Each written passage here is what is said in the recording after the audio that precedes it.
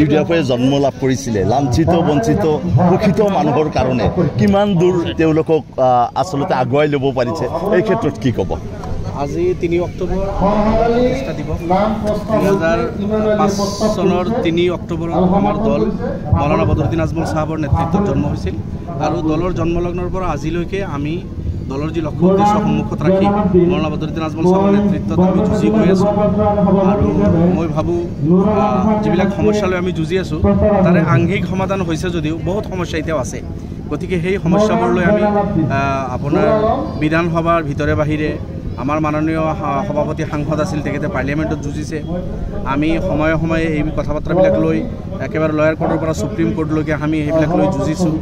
গতিকে অসমৰ জনগণৰ যি সমস্যা লাঞ্ছিত বঞ্চিত নিপীড়িত মানুহ বিশেষভাৱে যিসকলৰ কণ্ঠ নাই কণ্ঠৰুদ্ধ মানুহ সেইসকল মানুহৰ হৈ কণ্ঠ হৈ আমি যোৱা 20টা বছৰে সংগ্ৰাম চলাই আছোঁ। অনাগত দিনতো আমি চলাই যাম। হয়, গোটেই সমস্যা সমাধান হোৱা নাই, আমি চৰকাৰত নাই, আমি এতিয়ালৈকে কোনোদিন পাৱাৰত নাই, আমি সদায় অপজিশ্যনত থাকি যুঁজি আছোঁ আৰু কোৰ্ট কাছাৰীতো যুঁজি আছোঁ, এছেম্বলিৰ ভিতৰে বাহিৰে পাৰ্লিয়ামেণ্টৰ ভিতৰে বাহিৰে আমি যুঁজি আছোঁ আৰু আমি যেতিয়ালৈকে সমস্যা থাকিব যুঁজি যাম। আজমল সাহেবৰ পৰাজয়ৰ পিছত একাংশই ক'ব খুজিছে ইউডিএফ দল দুৰ্বল হৈছে, কি ক'ব? নহয়, চাওক, আমাৰ মাননীয় সভাপতি সাহেব ইলেকশ্যনত হাৰিছে, আমি মনত দুখ পাইছোঁ। মই নিজে ইলেকশ্যন হাৰিলে যিমান দুখ পালোহেঁতেন বা পাইছোঁ তাতকৈ বেছি আঘাতপ্ৰাপ্ত আমি হৈছোঁ। আমাৰ দলীয় কৰ্মীসকলেও তেনেকুৱা আঘাতপ্ৰাপ্ত হৈছে, যিহেতু মাননীয় সভাপতি এজন ছাকচেছ MP আছিল, 3বাৰৰ MP আৰু পাৰ্লিয়ামেণ্টত বলিষ্ঠ কণ্ঠ আছিল তেখেতে এনেকৈ হাৰি যোৱাটো আমি কোনো কামনা কৰা নাছিলোঁ। আমি আঘাতপ্ৰাপ্ত হৈছোঁ, আমি দুখ পাইছোঁ। কিন্তু এটা ইলেকশ্যনত হাৰি গ'লে দল শেষ হৈ নাযায়। গতিকে আমাৰ মাননীয় সভাপতিৰো মনোবল বহুত শক্তিশালীভাৱে তেখেতে ফিল্ডত আছে, আমাক নেতৃত্ব দি আছে আৰু আমাৰ কৰ্মীসকলে যিটো আঘাতপ্ৰাপ্ত হৈছিলোঁ আমি সেইবিলাক পাহৰি এতিয়া আৰু দ্বিগুণ উৎসাহেৰে আমি অনাগত দিনত কাম কৰাৰ সংকল্প লৈছোঁ। আৰু এটা নিৰ্বাচনত হাৰি গ'লে আপোনালোকে ইন্দিৰা গান্ধী ডাঙৰীয়ানীও হাৰিছে, অটল বিহাৰী ডাঙৰীয়াও হাৰিছে, অসমৰ আজিৰ মুখ্যমন্ত্ৰী হেমন্ত বিশ্ব ডাঙৰীয়াও নিৰ্বাচনত হাৰিছে, তৰুণ গগৈ ডাঙৰীয়াও নিৰ্বাচনত হাৰিছে, ৰাহুল গান্ধী ডাঙৰীয়াও আমেথিৰ পৰা হাৰিছিল নিৰ্বাচনত,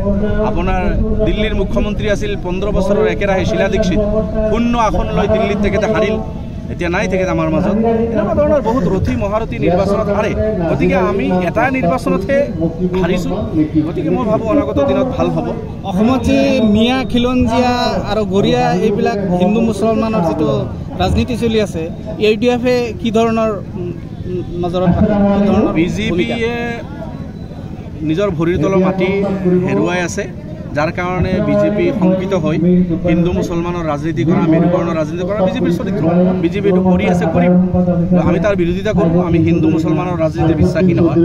বিভিন্ন জাতি জনগোষ্ঠীৰ মাজত ভাগ ভাগ কৰি ৰাজনীতি কৰাৰ বিশ্বাসী নহয়। গতিকে আমি অসমত বিভিন্ন জাতি জনগোষ্ঠী ধৰ্মাৱলম্বী মানুহ একেলগে মিলিজুলি থাকিব লাগিব। সামগ্ৰিকভাৱে অসমৰ ডেভেলপমেণ্টৰ চিন্তা আমি কৰিব লাগিব। গতিকে যিসকলে এইবিলাক সাম্প্ৰদায়িক ৰাজনীতি কৰি আছে সেইসকল নিশ্চয় জনতাই লক্ষ্য ৰাখি আছে আৰু জনগোষ্ঠীৰ মাজত ভাগ ভাগ কৰি কোনো এটা জনগোষ্ঠীক টাৰ্গেট কৰা, তুচ্ছ তাচ্ছিল্য কৰা, মিয়া কোৱা, হেমন্ত বিশ্ব ডাঙৰীয়াই যি কাৰবাৰ কৰি আছে, এটা মুখ্যমন্ত্ৰী চকীৰ পৰা এই কথা বতৰাবিলাক চবা নিদিয়ে। মই ভাবোঁ তেখেতে সংবিধানৰ শপত খাই এই ধৰণৰ আচৰণ নকৰা ভাল। সকলৰ প্ৰতি সমদৃষ্টি ৰাখি, সকলৰ প্ৰতি শ্ৰদ্ধা ৰাখি, সকলক মৰম কৰি মুখ্যমন্ত্ৰীৰ পদটো চম্ভালা ভাল তেখেতে। দলৰ প্ৰতিষ্ঠা দিৱস উপলক্ষে কৰ্মীসকলক কি ক'ব বা অসমবাসীসকলক কি ক'ব? দলৰ আজিৰ প্ৰতিষ্ঠা দিৱসত মই কৰ্মী বা সমৰ্থক বন্ধুসকললৈ মই অনুৰোধ কৰিছোঁ যে 2005 চনৰ 3 অক্টোবৰত দলৰ যি লক্ষ্য উদ্দেশ্য সন্মুখত ৰাখি জন্ম হৈছিল আৰু যি সমস্যালৈ আমি যুঁজি আছোঁ, আমি আজি সংকল্পবদ্ধ হ'ব লাগে যে অসমৰ নিপীড়িত লাঞ্ছিত বঞ্চিত জনগণৰ অধিকাৰ সাব্যস্ত কৰাৰ কাৰণে, ইনচাফ প্ৰতিষ্ঠা কৰাৰ কাৰণে, সৰ্বস্তৰৰ মানুহে যাতে তেখেতক অধিকাৰ পায় তাৰ কাৰণে আমি যুঁজাৰ সংকল্প ল'ব লাগে আৰু সংকল্প লোৱাৰ কাৰণে মন কৰিছোঁ। অসম চুক্তি সম্পৰ্কে মুখ্যমন্ত্ৰীয়ে যে 1951 চনৰ কথা কৈছে, এই সম্পৰ্কত আপোনালোকৰ অসম চুক্তি লৈ মুখ্যমন্ত্ৰী নিজে কনফিউজড। অসম চুক্তিটো 1971 চনত আধাৰ কৰি অসম চুক্তি হৈছিল। অসম চুক্তিৰ আত্মা আছিল যে 1971 চনৰ পিছত যিসকল বিদেশী অসমত আহিছে সেইসকলক ডিটেক্ট কৰিব লাগে, সেইসকলক ডিপৰ্ট কৰিব লাগে আৰু 71ৰ আগত যিসকল আছে সেইসকল ইয়াৰে নাগৰিক হ'ব। এইটো অসম চুক্তিৰ মূল আত্মা আৰু অসম চুক্তিৰ আত্মাক বিজেপি আৰু এজিপি হত্যা কৰিছে। 71ৰ পিছৰ পৰা 2014লৈকে কা পাছ কৰি বিদেশীৰ অতিৰিক্ত বোজা অসমক জাপি দি আছে। গতিকে অসম চুক্তি আখৰে আখৰে পালন কৰাৰ কথা কৈ অসম চুক্তিৰ আত্মা হত্যা কৰা দল বিজেপি। গতিকে বিজেপি এতিয়া যি কথা বাৰ্তাবিলাক কৈ আছে মই ভাবোঁ এইটো বিভ্ৰান্তি কৰাৰ কাৰণে কৰি আছে আৰু বিজেপি চিনচিয়াৰ নহয় এইটো মেটাৰত। গোটেই অসমত হৈ আছে আমাৰ জিলাবিলাকত জিলা হেডকোৱাৰ্টাৰ সমষ্টিবিলাকতো পতাকা উত্তোলন বা এনেকুৱা ধৰণৰ প্ৰগ্ৰাম কিছুমান কাৰ্যসূচী কিছুমান জেগাত হৈ আছে আপোনালোকে কৈছে যে বহুত কাম কৰিবলৈ আছে লাঞ্চিত জনসাধাৰণৰ কাৰণে তেখেতসকলৰ কাৰণে আপোনালোকে কেনেকুৱা সংকল্প লৈছে বা কি কাম আপোনালোকে কৰিবলগীয়া আছে তাৰ কাৰণে প্ৰস্তুতি কেনেকুৱা চলিছে চাওক যেতিয়ালৈকে ৰাজ্যৰ ১০০জন মানুহ তেখেতৰ অধিকাৰ নাপাব তেখেতে নিপীড়িত হৈ থাকিব বঞ্চিত হৈ থাকিব সেইসকলৰ কণ্ঠ হৈ আমি বিধানসভাৰ ভিতৰে বাহিৰে সেইসকলৰ সমস্যালৈ কোৰ্ট কাছাৰীত যাব লগা আমি যুঁজিম NRCৰ মেটাৰত আপোনালোকে দেখিছে মৌলানা বদৰুদ্দিন আজমল চাহাবৰ নেতৃত্বত জমিয়তৰ নেতৃত্বত 5 বছৰ আমি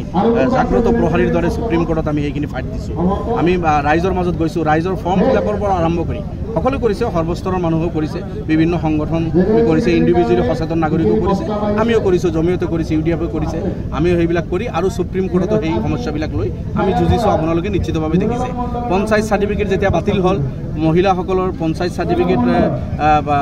লিংক চাৰ্টিফিকেটৰ কাৰণে মানি ল'ব লাগে মৌলানা বদৰুদ্দিন আজমল চাহাব সুপ্ৰিম কোৰ্টত যুঁজিছে আৰু সেই কেছত আমি জয়লাভ কৰিছোঁ আপোনাৰ BTADত যেতিয়া গণ্ডগোল হ'ল লাখ লাখ মানুহ প্ৰায় 4 লাখৰ অধিক মানুহ বেঘৰ হ'ল আহি গ'ল সেই মানুহখিনিৰ ওচৰত মৌলানা আজমল চাহাবৰ নেতৃত্বত আমি তেখেতসকলৰ হালপুৰ্চি কৰিছোঁ তেখেতসকলৰ খা খবৰ লৈছোঁ গৈছোঁ তেখেতসকলৰ অৱস্থাৰ বুজ লৈ মৌলানা বদৰুদ্দিন আজমল চাহাব পাৰ্লিয়ামেণ্টত বলিষ্ঠ পদক্ষেপ ৰাখি চৰকাৰক সৈমান কৰাইছে আকৌ এই মানুহখিনিক তাতে সংস্থাপিত কৰাৰ কাৰণে চৰকাৰ বাধ্য হৈছে ঠিক এনেকুৱা ধৰণৰ যেতিয়াই যি সমস্যা আহিছে সেই সমস্যা লৈ আমি যুঁজাৰ চেষ্টা কৰিছোঁ হয় আমি এটা সৰু দল আজি 15জন বিধায়ক আছোঁ 3জন MP আছিল কেতিয়াবা এজন MP আজি আমাৰ MP নাই এই সৰু এটা দল বা আমাৰ যিখিনি কৰ্মী নেতা ষ্টেণ্ড আছে এইখিনি লৈ আমি যুঁজি আছোঁ বিভিন্ন সমস্যা লৈ অনাগত দিনতো এই সব সমস্যা যেতিয়ালৈকে থাকিব আজি ল্যান্ড আপোনালোকে দেখিছে মাটিৰ অধিকাৰৰ পৰা মুছলমানক বঞ্চিত কৰাৰ কাৰণে ষড়যন্ত্ৰ চলিছে আমি চকু ৰাখিছোঁ আমি ফ্ৰিকুৱেণ্টলি লয়াৰসকলৰ লগত এক্সপাৰ্টৰ লগত আমি আলোচনা কৰি আছোঁ এই বিষয়ে আমাৰ কেইবাটাও পদক্ষেপ ইতিমধ্যে লোৱা হৈছে প্ৰয়োজন হ'লে মাটিৰ অধিকাৰৰ পৰা যাতে কোনো ভাৰতীয়ক বঞ্চিত কৰিব নোৱাৰে অসমীয়াক বঞ্চিত কৰিব নোৱাৰে প্ৰয়োজন হ'লে আমি সুপ্ৰিম কোৰ্টত যাম তেনেকুৱা প্ৰস্তুতি আমি লৈ আছোঁ ঠিক এনেকুৱা ধৰণৰ সংগ্ৰাম আমাৰ চলি থাকিব প্ৰশ্ন যে বৰ্তমানৰ অসম চৰকাৰখন গণতান্ত্ৰিকভাৱে চলিছে নে ব্যক্তিকেন্দ্ৰিক চলিছে বৰ্তমানৰ অসম চৰকাৰ স্বৈৰাচাৰী চৰকাৰ স্বৈৰাচাৰীতা চলাইছে নৈৰাজ্য চলাইছে হিটলাৰী শাসন চলাইছে সংবিধানৰ শাসন চলি থকা নাই হেমন্ত বিশ্ব ডাঙৰীয়া ৰাতি যি সপোনত দেখে যিটো চিন্তা কৰে ৰাতিপুৱা আহি সেইটোৱে তেখেতে কেবিনেট পাছ কৰি তেনেকৈ চলাব বিচাৰে কিন্তু সংবিধান বিৰোধী কোনো সিদ্ধান্ত লৈ তেখেতে টিকিব নোৱাৰে তেখেতেও জানে তেখেতে এজন লয়াৰ তেনেকুৱা ধৰণৰ এটা আবুৱা ভাৰি তেখেতে নিৰ্বাচনৰ বৈতৰণি পাৰ কৰাৰ চেষ্টা কৰি আছে সেইটো ছাকচেছ হ'ব নিদিয়ে বিৰোধীসকলে তেতিয়াহ'লে গণতান্ত্ৰিক আৰু আইনীভাৱে তেখেতক ঘেৰিব পৰা নাই তেখেতক সিদ্ধান্ত হ'ব তেখেতে যি সিদ্ধান্ত ল'ব তাৰ বিৰোধিতা আমি কৰি আছোঁ আপোনালোকে জানে যে তেখেতে যিবিলাক সিদ্ধান্ত এতিয়াতো কোন সিদ্ধান্ত লৈছে তেখেতে মৌখিকভাৱে কথা বাৰ্তাবিলাক কৈ অসমৰ মানুহক আবহাৱা দি আছে বিভ্ৰান্তৰ সৃষ্টি কৰি আছে যেতিয়ালৈকে তেখেতে কোনো ঠোজ সিদ্ধান্ত লৈ কিবা যদি সংবিধান বিৰোধী পন্থা লৈ তেখেতে আগবাঢ়ে আমি তাৰ বিৰোধিতা কৰিম বিধানসভাৰ ভিতৰত আচ্ছা নামনিৰ পৰা উজনিলৈ যোৱাৰ কাৰণে কিছু যিসকল বঙালী মুছলমান আছে তেখেতসকলক যোৱাৰ ক্ষেত্ৰত কিছু দল সংগঠনে বাধাও দিছে আপোনালোকৰ স্থিতি কেনেকুৱা চাওক মই মোৰ ব্যক্তিগত কথা কৈছোঁ এজন ভাৰতীয় নাগৰিক নিজৰ ৰাষ্ট্ৰৰ যিকোনো জেগাত যাব পাৰে এজন অসমীয়া ব্যক্তি নিজৰ ৰাজ্যৰ এখন জিলাৰ পৰা আন এখন জিলালৈকে যোৱাৰ অধিকাৰ আছে কিন্তু বিগত কিছু মাহৰ পৰা আমি লক্ষ্য কৰিছোঁ অসমত কিছু অঞ্চলত কিছু পৰিস্থিতি উদ্ভৱ হৈছে মানুহে নিৰাপত্তাহীনতাত ভুগিছে আৰু অসমৰ মুখ্যমন্ত্ৰী নিজেই নিৰাপত্তা দিয়াত ব্যৰ্থ হৈছে আৰু তেখেতৰ মানে পজিটিভ মানসিকতা নাই